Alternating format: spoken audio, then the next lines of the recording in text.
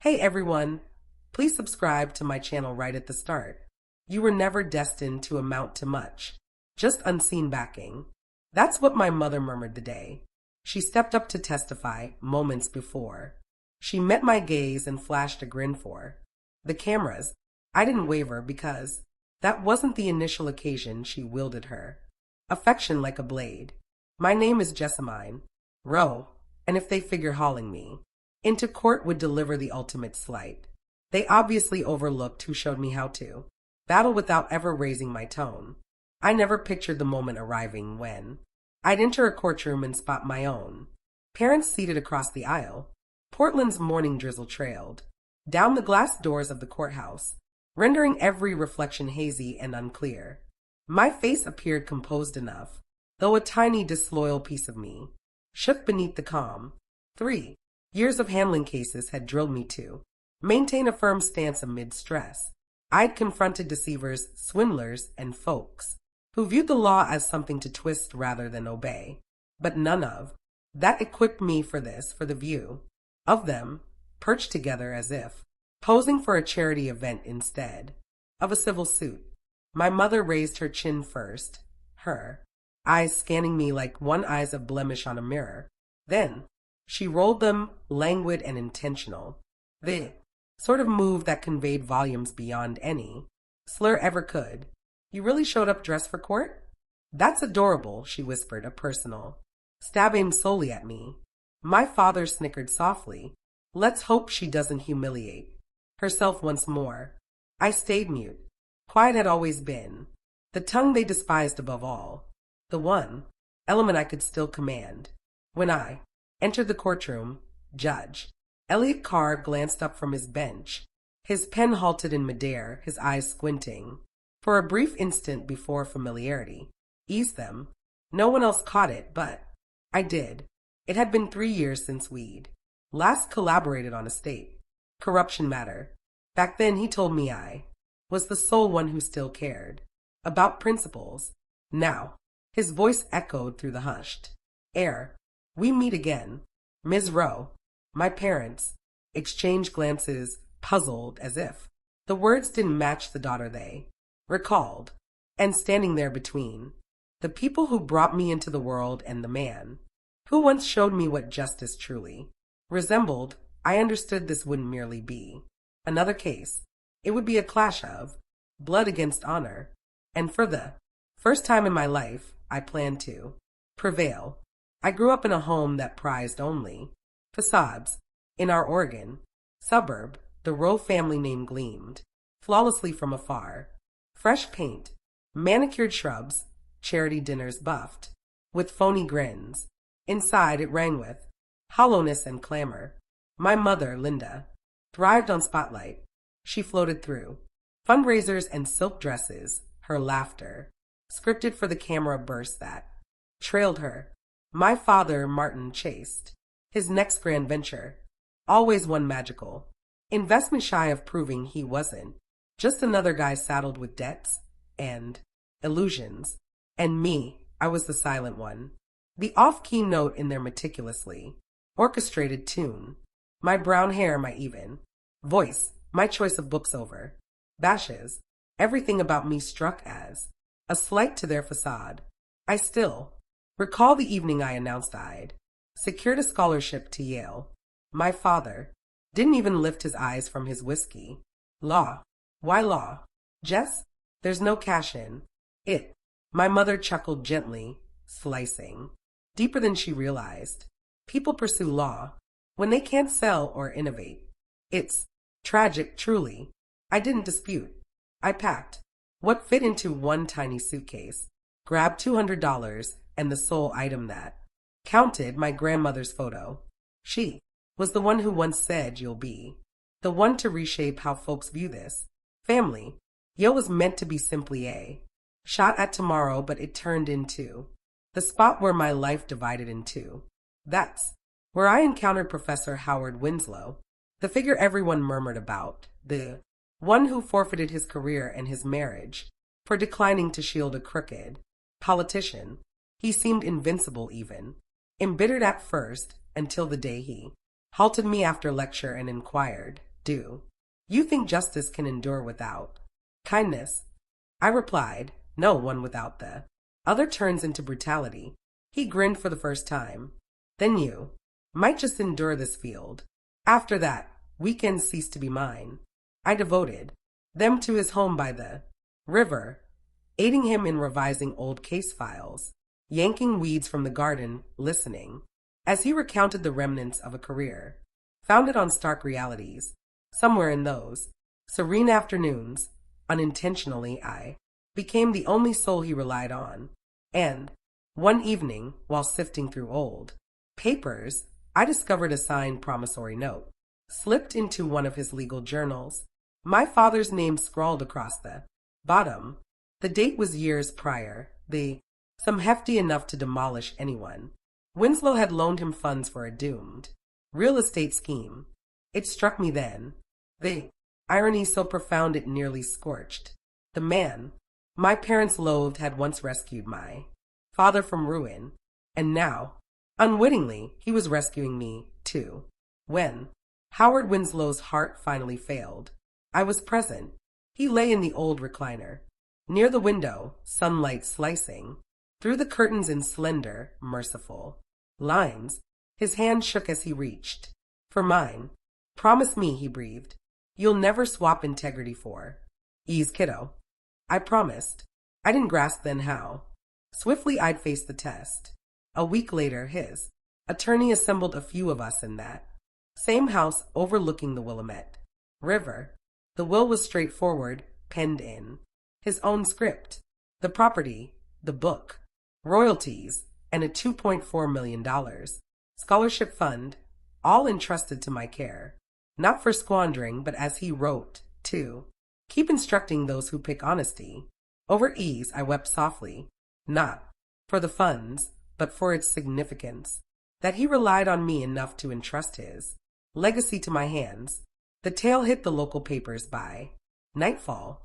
The room fell silent. Judge Carr raised an eyebrow. Withdraw it, he ordered, curtly. For the first time, I saw my mother lean toward my father, whispering something that looked like panic instead of poise. The famous eye roll. Her trademark dismissal was gone, replaced by fear. When the hearing adjourned, Judge Carr stopped me in the hallway. You remind me of someone, he said. Quietly. Howard Winslow, I replied. He hesitated, then nodded. He wrote to me once, said that if anything ever happened to him, someone named Jessamine would come looking for the truth. I froze. He wrote you when the letter never reached me, Carr said, voice low. Maybe it's still out there. By the time I left the courthouse, my phone buzzed with another headline, Jessamine Rowe, case suspended for conflict of interest. I laughed under my breath. Short, bitter. Every word in print was another brick around my name. But as I drove home through the rain, one thought kept cutting through the noise. If Winslow's letter still existed, it could be the key. And something told me it was waiting exactly where everything began, under the floorboards of the house by the river. I returned to the house by the river. That weekend, rain whispered against the roof. The sound, like Winslow's voice, carried through time. The place was untouched. Rows of law books, the silent piano, the oak tea table faded to gray. When I opened his study door, the floorboards groaned, one note different from the rest. I crouched down, flashlight steady, tracing each board, until the fourth one gave way. Beneath the dust and old newspapers was a tin box sealed with brittle tape. Across the lid, in his uneven scroll, were the words, "If they come for you, just let this speak." Inside were a folded letter and a small USB drive. The note read, "Elliot Carr will know what to do. I sent him a copy, but in case it's lost, here's your shield." I plugged it into my laptop. The screen flickered. Winslow, sitting at this very desk, calm, deliberate. If this is being watched in court, it means those I once trusted or thought I should are trying to bury what they could never earn. Let it be known, This house, this fund, this name. I gave it to Jessamine Rowe not because she asked, but because she never did. The tears came quietly. For the first time since the lawsuit began, I let gratitude win over exhaustion. That night I printed the transcript and sent it to the court, marked for Judge Carr only. The next hearing would not be family against family. It would be truth against greed. Near midnight, my phone rang. A man's voice, low and calm. If that video leaks, the foundation fund might disappear. I said nothing. Harold, Fisk didn't have law anymore, only fear. The courtroom was full when the hearing began. My parents entered like tragic actors, eyes downcast, voices fragile. Fisk started smooth as ever. My clients only wished to preserve the true legacy of Howard Winslow, a man misled in his final days. I didn't interrupt. When he finished, I stood. Your Honor, the court deserves to hear Professor Winslow's words. Carr nodded. The lights dimmed. Winslow's face appeared on the screen. Voice calm and steady. Jessamine Rowe stood by me in silence when others only showed up for the inheritance. The room went still. My mother's hand trembled. My father looked away. Fisk tried once more. Ms. Rowe, did you love Professor Winslow beyond filial respect? I did, I said. He was the only adult who ever taught me what respect looks like. When I looked at my mother, she didn't turn away. Something between us broke. Without sound, during recess, she sat, alone, eyes red. He thought you were better than us, she whispered. He didn't think, I said. He knew. And just like that, the war between us ended. Not in victory, but in truth. I no longer needed her belief. I only needed to remain who he knew I was. The courtroom was packed. Rows of cameras, reporters from national outlets, flashes cutting through the heavy air. I walked in, holding the final document, a printed copy of Winslow's handwritten note, attached to his will. The weight of it wasn't paper. It was closure waiting to happen. Judge Carr took his seat, his expression solemn, not doubtful anymore, just burdened. Before we proceed, he said, voice steady, this court has received new material confirmed by the Federal Archive. He held up a yellowed envelope, the real letter Winslow had sent years ago. He began to read to Elliot Carr. If this ever reaches you, know I trusted Jessamine Rowe with more than assets. I trusted her with the ethic I no longer see in this profession.